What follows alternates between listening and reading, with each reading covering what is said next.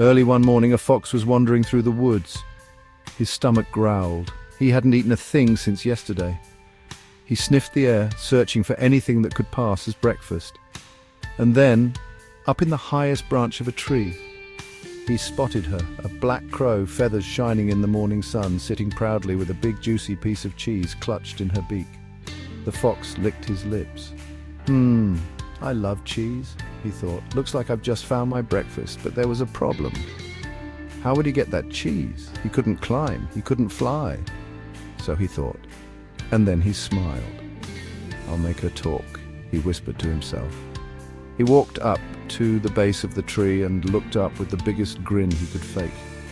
"Good morning, Miss Crow," he called. "What a beautiful day, isn't it?" The crow looked down. She didn't move, she didn't make a sound. "I said, 'Good morning,'" the fox repeated. "Did you hear me? Maybe you're too high up to hear anything clearly?" Still, silence. The crow wasn't stupid.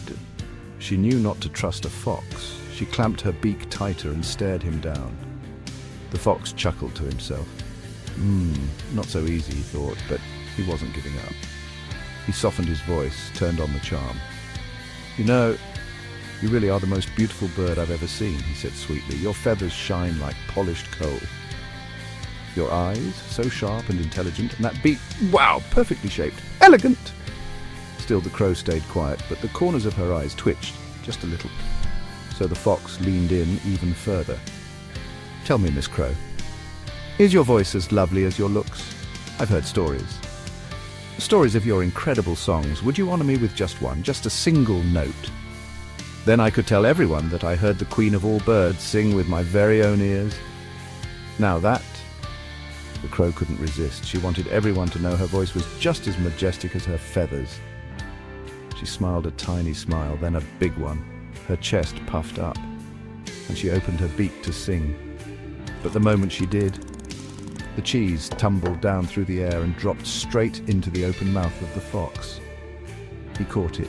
He swallowed it. One gulp. He said, licking his lips. "Thank you for the delicious breakfast, Miss Crow." He turned around, tail swaying with delight. "Have a lovely day," he laughed, strolling off without a care in the world. And the crow? She sat there in the tree, beak empty, pride shattered, and not a single note sung. Beware of flatterers. Not everyone who praises you wants to lift you up. Some just want what you're holding. Ta-ta.